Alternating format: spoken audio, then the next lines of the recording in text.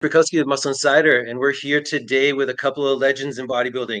We've got none other than Hall of Fame bodybuilder Shawn Ray, and we also have the voice of bodybuilding, Bob Cicherillo. Thanks for joining me, guys. Yeah, What's the up, Andrew? How you controversial, doing? the controversial voice of bodybuilding. Always. Who's talking controversial here, Shawn? Come on, really. Well, Andrew, I'm not sure if you've known, but Bob is actually the IFBB Pro Athlete's rep. Did you know that? That's correct. Yes. A lot of people don't know Tell that. me. Bob, will you give us really quick the short history on the IFBB Pro Rep, just so we can clear the air here at the Mutant Muscle Insider station? Well, I can honestly understand why a lot of people are not privy to that as per the other podcasts and the recent discussions, because I've only been in the position about 20 years or so. So, Only 20 years. it happens. But listen, I serve to the athletes as a whole, as an entity, as a group, a community, however you want to look at it. And what we do is we do a lot of things behind the scenes for the athletes, like putting in divisions and writing letters of recommendation for those people out of the country, rule changes, scoring changes, criteria changes, trying to get more money for the athletes. Geez, I can go on and on. Having the IFBB Pro League actually back the prize money, so that was a problem years ago. Shawn, you remember the good old days when we had promoters that actually would stiff the athletes on their prize money. Well, the IFBB actually backs that up these days. Yeah, and you have to, as a promoter, actually have the prize money in advance of the show, so that no longer happens. And that does happen on an administration level. It's not something where you have the athletes, telling you what to do. However, what I do want to make one thing clear about being the athlete's representative is that type of stuff that you just mentioned takes place when the athletes are busy bodybuilding. Right? This is not something that is necessarily a group thing. A lot of things happen administratively for the betterment of the sport, for the athletes. But where I think there's a disconnect in the new age guys, and I'm talking the last 10 years, with them having a voice on social media, is that they have to recognize that if you have a grievance, athletes, promoters, the athlete rep is the in-between person that you go to. You don't demand email addresses from judges, and you don't demand an audience with a judge at a show for an explanation of how you do. There are channels, and if you have a problem, you have a grievance, the best way to do it is to utilize the athlete's rep. So I wanted to clear that up because I know I was the athlete's rep at one time, and it is a position that is not glamorous. However, if that position is gone, there really is nowhere for you to go to get your grievance handled on an individual level. So I just wanted to clear that up. And I believe that it even needs to be backed up a little bit more. I think the IFBB Pro League needs to make some clarification on what it is you actually do. I felt bad that people were disrespecting the role because I know it's such a thankless position, but it's very vital to the ebb and flow of making sure that in this process of promoting these shows, including the Olympia, that the athletes are not forgotten and that someone speaking there that was an athlete for many years, that has stood on the Olympia stage and that has been doing it for 20 years. Your email address, Bob, can you share with the rest of the world that's unfamiliar with, if I wanted to get a hold of the IFBB Pro League athletes rep, can you share me what that email address is and how long you've had it for? I could. Well, the AOL will kind of give some of that away, but yeah, it's IfbbProRep at AOL.com. Okay. I didn't know it was that easy. Is that what your email address has been for how many years? Oh, geez. Well, 20 since you were there. So, I mean, what's that, 20 something years now? So it's an AOL. So it goes all the way back to like 2006, 2005. How astonishing that is to know that we have an athlete's rep that uses an email address that is as simple as IFBBPro at AOL.com. That's how I get a hold of my IFBB Pro Rep. You can't miss it. Wow. All right. Thank you for the clarification. I think that shuts up a lot of people that say, when and where did this happen? It's been at least 20 years that you've had that address. Thank you. And don't get, I appreciate you bringing it up, Shawn, because, it's good. It's a platform to clear up many things. And we're going to discuss a whole variety of things today, I'm sure. But number one, again, I serve at the behest of the pro league. Everybody likes to say I'm a company man. I work for the IFBB. Well, first of all, I don't work for anybody because there's no pay, at least not that I've received. So if there's any back pay for 20 plus years, I'd like to receive that. That'd be great. Secondly, is I don't really deal a whole lot in personal individual grievances unless they're of a real big nature. For one good reason, I'm not here to dispute placings and things like that. That's something that the athletes can take up on their own time. But I bring that up because I think a lot of people get the wrong impression that like I represent the athletes on an individual basis, and I just don't. Again, if somebody has a legitimate grievance about something that's again of a big time nature that they think they've again that they got excluded out of something, they were treated completely unfairly or something like that. I'm here to ensure that all the athletes are treated the same, and they are for every part, not even for the most part. So that said, every athlete on this earth, everybody that's doing IFBB Pro, has direct access to the IFBB Pro League. It's the same place that you got your pro card renewed. It's the same place that you send your contract in to compete. So there's not one pro who's ever graced the stage who doesn't have access directly to the pro league. So if you don't want to use me or go through me as a buffer zone, which I highly applaud the idea, go directly to the pro league and ask whatever it is you got to ask.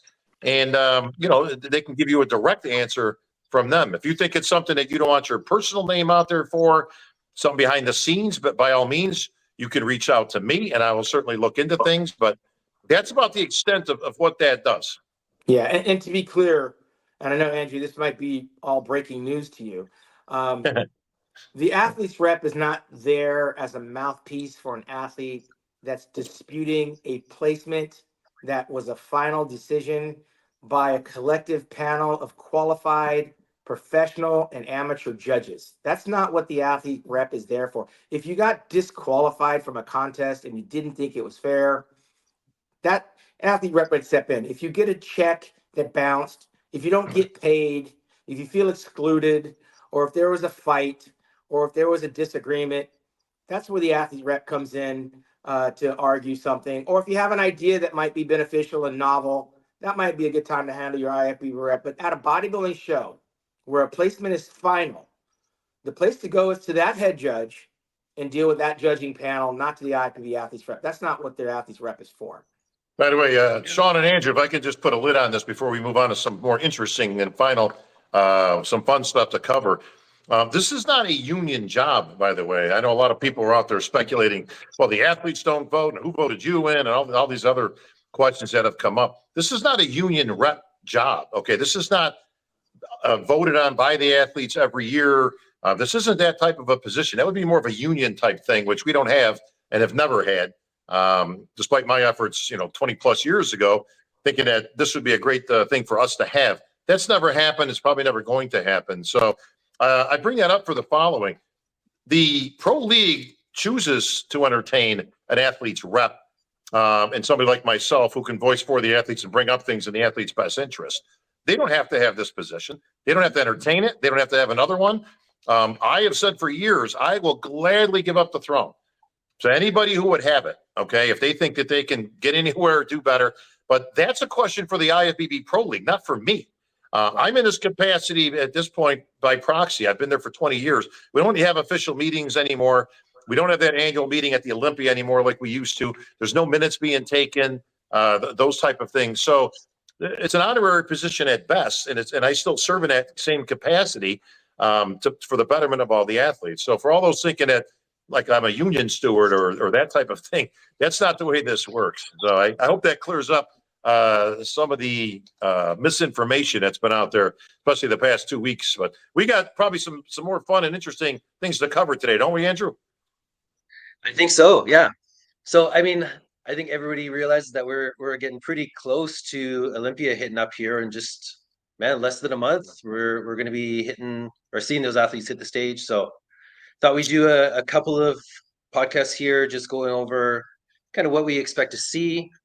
We're still far enough out that we don't actually have final competitor lists, I guess you would say, but we do have an idea of who are qualified for the shows at this point.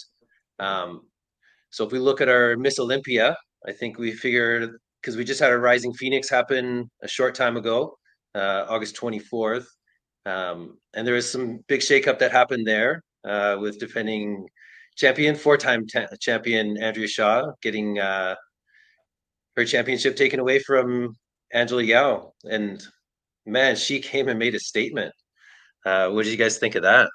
Well, my perspective is, listen, and this was an argument that I had when I was competing. You know, if the champion is off, they deserve to lose.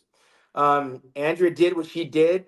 She did enough to win because she certainly was right on par with the trajectory that she was on the previous year.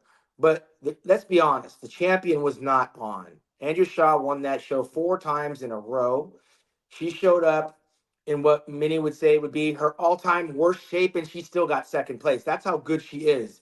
That she could be off on one of these years, a 4-year run consecutive is some kind of a record at that show, the Rising Phoenix. But with her being off, she left the door open. The judges did the right thing. I think they served her up a little bit of humble pie, and she was receptive to that. She knew she wasn't peaking for that show. And in years past, she did show up on the money, on time to do the work. But we can't diminish what Andrea Yao did.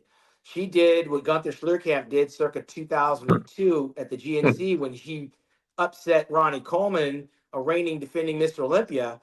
So this was her shining moment. The question is, can Andrea do it twice? And that's really the mark of a true champion. If she catches Andrea Shaw in Las Vegas and snatches that title away and stops her run of 5 consecutive titles, she may be starting her run. I don't know that she is a better athlete. I think she was better conditioned. And I think that the champion was off. And that makes for a good rubber match coming up in October. We're going to find out what Andrea Shaw's truly made of in October. Yeah, I couldn't agree more with everything Shawn just said. The bottom line is that the champ, got a little lackadaisical, I believe, a little comfortable in her shoes. She's never had to come in really 100% in this competition, as Shawn mentioned. She's won 4 times in a row and then would go on to an Olympia victory immediately thereafter. So she's always been able to kind of not have to push the pedal to the metal as much to come into this show. The difference was that Angela came in better. She did her homework. She came in absolutely at her all-time best, 100%, and she caught the champ sleeping. And listen, like Shawn said, it's a dose of humble pie. I don't think even Andrea thought that, she was near 100%. This is Dorian Yates versus Flex Wheeler to me. Flex Wheeler always had a much superior body to Dorian in a lot of different respects. But Dorian would just simply commit 100% with that grainy conditioning. And Flex, conditioning wasn't his strong point. And that's where, Dorian would beat him every year. This is similar. Andrea Shaw has a superior physique. That's why she's 4-time Ms Olympia. Okay. I don't think there's any question about that. Shape, symmetry, proportion, muscularity, conditioning, all those things combined, femininity, presentation, her ability to show off her physique are all top notch and the best in the world. And again, not to take away from Miss Yo, because she exudes a lot of those qualities, but make no mistake, Andrea Shaw is a different breed. And my early prediction is that she will come in 100% now that she's the giant has been woken, so to say, and she'll come in and Angela's got her work cut out for her to repeat this, but she's shown that it can be done. That said, and we can get into this in a second, I don't think the biggest push to Andrea Shaw's title is going to come from Andrea Yo. I think it's going to come from a girl named Kristina Mendoza. Well, and Andrew, just to add to what Bob said, the champion was off. So we know there's room for improvement. And she also knows how valuable that Olympia title is. Heavy is the crown, is the person. But Andrea can make those adjustments to fix the physique. What is Angela going to do going into the Olympia? So, Shawn, as I mentioned, the biggest challenge, I don't think it's going to come from Angela Yo, and I think a lot of people might be surprised by that. But if you're out there in the world and you're looking, and what you're looking at right now, I believe is going to be the biggest challenge to Andrea Shaw's title, and that is a girl named Kristina Mendoza. She has all the attributes that you need. She's tall, she's broad, small waist, beautiful lines, very feminine on stage, as you can see, but she carries a lot of great muscle. And you can see right there, Shawn, what we're looking at. this is where I think the challenge is going to come from. And if I was Andrea Shaw, I'd be on top of my game, not just for Angela Yo, but for this girl right here. Yeah, she brings a very nice, clean look to women's bodybuilding. We've been missing this look for a while, so she's a breath of fresh air. The bigger question is, what can Angela Yo do? Like, she peaked in Yep. August, and if she peaks the same way in October, the question is, will she be smaller? Will she be more stringy? She's still dieting, right? So you got to stay on that diet. Whereas Andrea, diet down. Andrea can lean out. I mean, hers was a physical conditioning situation. Her muscle was still right, Andrea Shaw. But Angela, being a smaller person, can only get smaller. And I hope she doesn't lose what she brought in August because she's dieting even harder and training even harder and being more strict. We've seen people like Roy Liedemeier come down from 300 to 207 pounds, and he's no longer the same athlete. Whereas Andrea, clearly, I thought maybe she got comfortable thinking that she can cruise into this show. Now she can really hunker down. Her and her trainer, John Sims, they can hunker down, tighten the screws, and come in drier and more peeled and hang on to that muscle size and her femininity. Whereas Yao, being a smaller athlete, I hope she doesn't diminish and disappear come Olympia time because, like you said, the new girl could be the monkey wrench in the entire equation. Well, here's the thing. Angela doesn't have to really reinvent the wheel. I think you're right. She was probably 100% or close to it. So I think if she can just duplicate that at the Olympia, she'd be as best as she's going to be. The difference is when you look at Angela versus Andrea and Kristina, it's like looking at a lightweight next to the heavyweights. Angela's not a very big girl. She's very small, but she presents a very good package and a very good physique. But like a lot of the smaller bodybuilders, men or women, she doesn't quite have that as extreme V taper and the X frame and all that. That's where she's going to have a tougher time against Andrea and against Kristina, who are both similar in structure, size, shape, proportion, and all that. So she can come in 100%, but if the other two girls come in 100%, they help each other as they're very similar to each other. Yeah, listen, we were waiting for the 212 rematch with Keelan Pearson and Sean Clarita. Exciting one to watch. We were waiting to see if Hadi Choopan can take the crown back. And of course, on the arrival of Samson Dauda. Is it Dauda? Samson Dauda. I like Dauda. It's actually Dauda, but I like Dauda just because I can say it longer and it's, it's a better sounding name. He needs to change his name to the way I'm pronouncing it. That's the bottom line, Sean. I don't even like the last name. Let's just call him Samson. There's only one, right? So there's only one Samson, buddy. Just like there was only one Dorian, but this is his window. This is his time to really throw a monkey wrench into what's happening. Because I know a lot of chatter is going on about Andrew Jack right now. And Andrew Jack doesn't have the physical gifts, but he has the shape that we've been missing for a long time. We'll get into the men in just a little bit, Sean, because I want to keep on target here with our ladies just for a quick minute. There's some other competitors in there. We don't want to make it sound like it's just a three-woman race.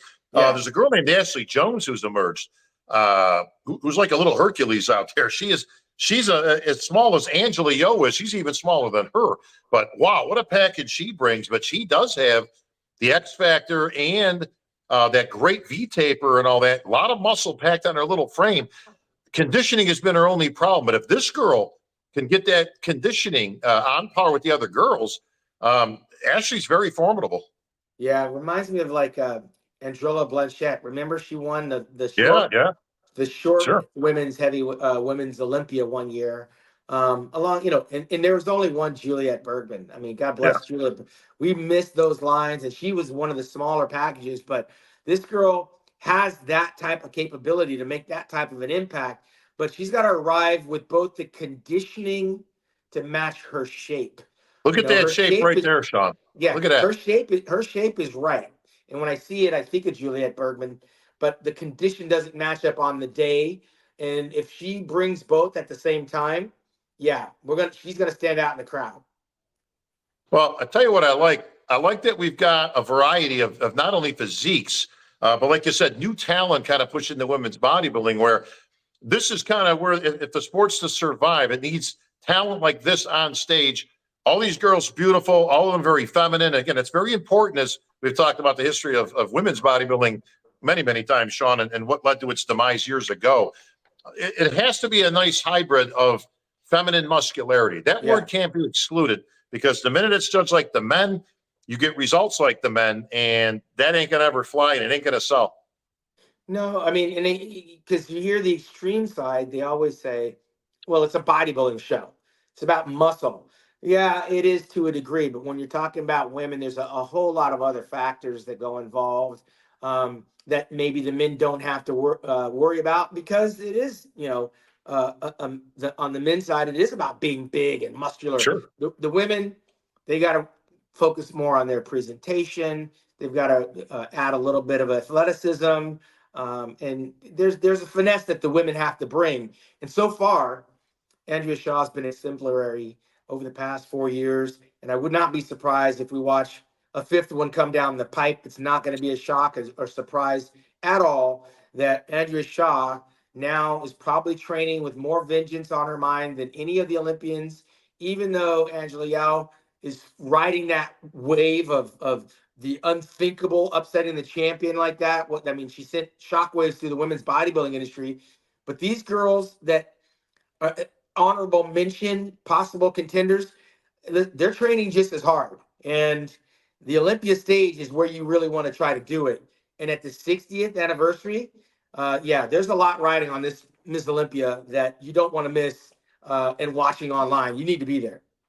Well, Shawn, since the beginning of Andrea Shaw's career, you've heard a lot of people compare her to Linda Murray and such. And Linda Murray is a hard act to follow. Let's face it, one of the most successful women bodybuilders of all time, maybe the most when you just bring it in terms of overall. Iris Kyle, of course, with 10 leads everybody. That said, Andrea wins 1 and 2 and 3, and you go, look, let's not get crazy. Let's not make the Linda comparison. She's a little far away. But now she's at 4. And like you said, hypothetically, if she's able to capture 5, are we now having that conversation of Andrea Shaw possibly catching up to or even beating Linda Murray? Yeah, inevitably, you have to have that conversation, because, listen, the next 3 years following, she can be tying Linda Murray. Does she have it in the tank? I believe she might be a little bit older than Linda Murray was when Linda Murray was on her run. It'd be nice to know what those comparisons were. Linda took a 5-year layoff. Remember that? And Iris Kyle, remember, she's got 10 of those titles. But I did talk to Andrea. I talked to Andrea, and she's like not even slowing down. Like you talk to her right now, she's not in the middle of her career. She sounds like she's at the beginning. She loves everything about what she's doing, and she's not looking at the sand ticking out of the clock as if she's fighting Father Time. She's enjoying every second of this ride. Yeah, and with all due respect to other shows, winning the Rising Phoenix is akin to winning the Arnold, right? Very prestigious, high-end, our second biggest show we got. But at the end of the day, you want to count Olympia titles. That's the hallmark. You hear very little about how many times somebody's won an Arnold or a Rising Phoenix or even a New York Pro, for that matter, when we've got the Super Bowl of bodybuilding coming up, which is the Olympia. So Andrea Shaw, despite dropping one, listen, not a big deal. She can pick herself right up. If she comes in, hypothetically, Shawn, of course, if all 3 of these top ladies, and I can even count Ashley Jones in there, although she hasn't quite gotten to that level, if they all came in 100%, who wins? Well, let's throw it over to Andrew. Who does win? Sorry, I got kicked off for a little bit there. If you're looking at everybody coming in dialed in 100%, I think Andrea Shaw, she's going to take it back. Yeah. She just seems to have a little bit more fullness in her muscle bellies than Angela. And like you guys were talking about earlier, Angela came in just dialed in perfect. Like, I don't think she could have done better at the Rising Phoenix. But like you said, with Andrea Shaw being off just slightly, I think she has the shape, the symmetry, a little bit more fullness in the shoulders, the arms, even the quads, that I think if she's dialed, she's going to take away that title for number 5. Yeah, I'm with you. Yeah, you certainly can't disagree. I mean, listen, there's a reason that she's won this 4 times, okay? And let's face it, she hasn't really had a challenge in any one of those 4 Olympias. It's been pretty much, her, and then the competition was for 2nd, 3rd, 4th, and 5th between all the other girls. It's been a pretty impressive run. It's like Ronnie Coleman in his heyday. Shawn, you'll remember those great days where he was just come out and it was just a done deal the second he walked on stage. And I think that's where Andrea is at this point.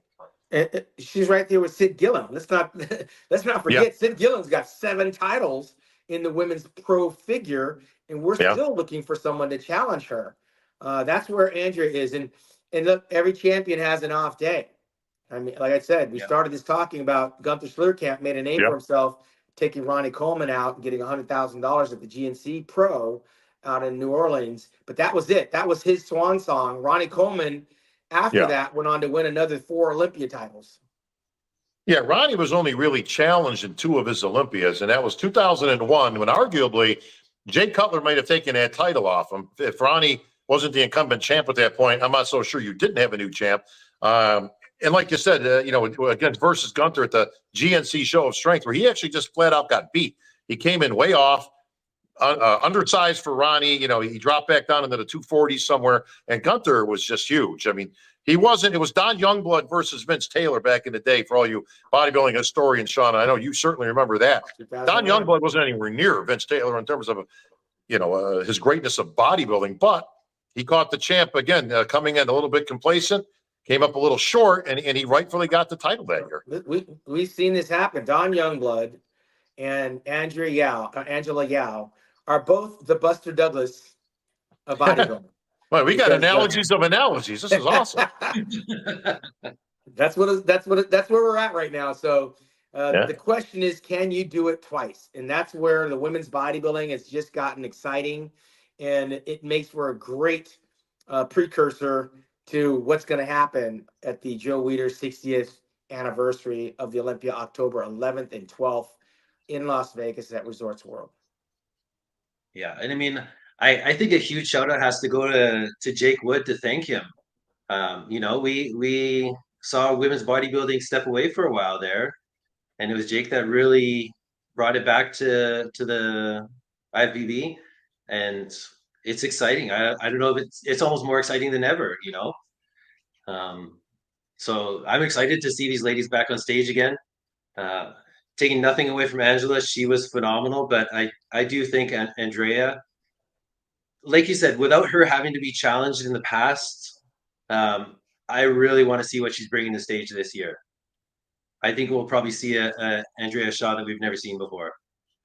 Well, let me tell you something. If this doesn't light a fire under the champ's ass, I don't know what does, because she's been pretty much undefeated since she showed up on the scene. And like we mentioned, she hasn't really had a challenge. Again, she has looked phenomenal. She's literally gotten better every year herself. So she's, the old competing against yourself type of thing to stay on top. But that's tough to do for any champion in anywhere. You need competition. You need somebody pushing you. You need somebody lighting that fire and pushing you to be a better version of yourself. And losing is a great motivator for somebody who banks themselves on being a winner. She's got she could start a car lot for all the cars that she's won over the years at these competitions, and certainly the money in first place hasn't been too bad either. So listen, you will see the best Andrea Shaw you've seen, bar none, because she wants to prove that this was a fluke. She wants to prove that she's still the best, and let's face it, more than anything, she wants that 5th Olympia title. If you're going to challenge, you only got so many years in the tank, let's face it. So if you're going to go for 8, I mean, listen, being on top of anything for the better part of a decade is not easy. I don't care what sport you're in. Sydney Gillen, as Shawn mentioned, she's already got 7.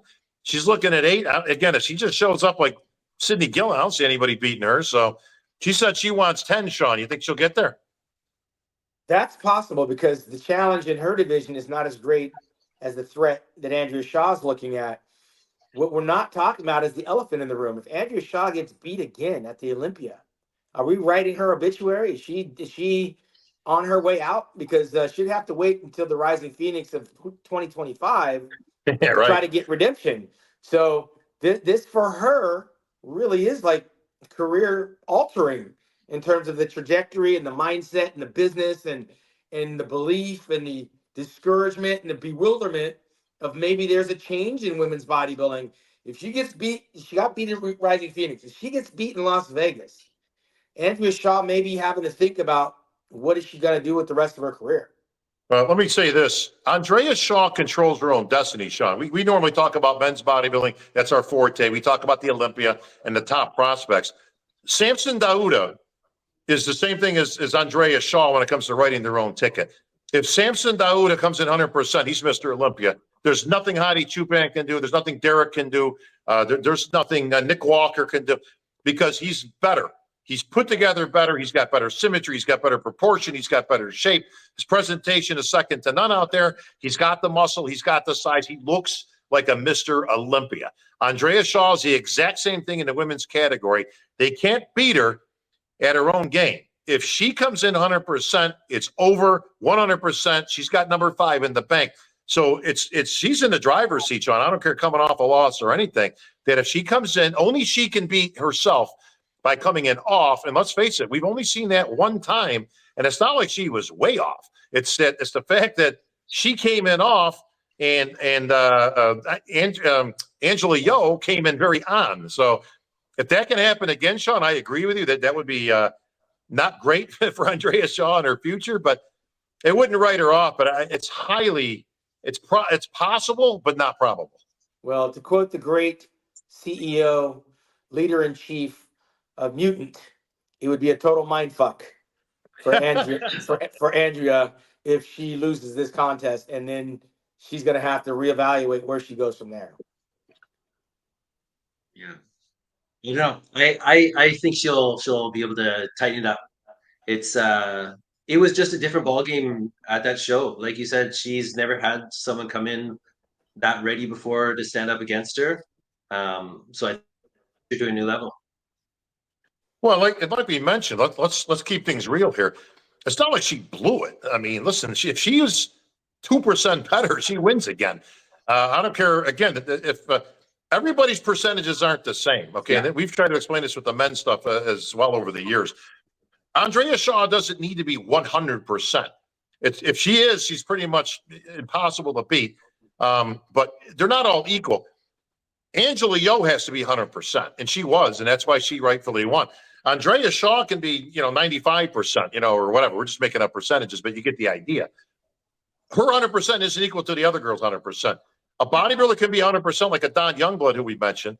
And Vince Taylor could have been 90% and still won, which he did for a couple of years in between there. So the percentages aren't always equal, but the combination of those two is what signified the loss of Andrea Shaw at that show. If Angela Yo doesn't come in 100% and they're both equally off, Andrea Shaw wins again. Well, I mean, the bigger shock is not that if Andrea wins number 5, because we expect that to happen on paper. The news would be if she loses. And if she loses, that can wreck some havoc on your brain. I watched Mike Mincer spiral out of control after the Sydney, Australia 1980 Ms Olympia. We watched Bertil Fox disintegrate after the 1983 Olympia. Very true. We've seen great athletes just fall apart in defeat because they could not comprehend what to do or what to make of that.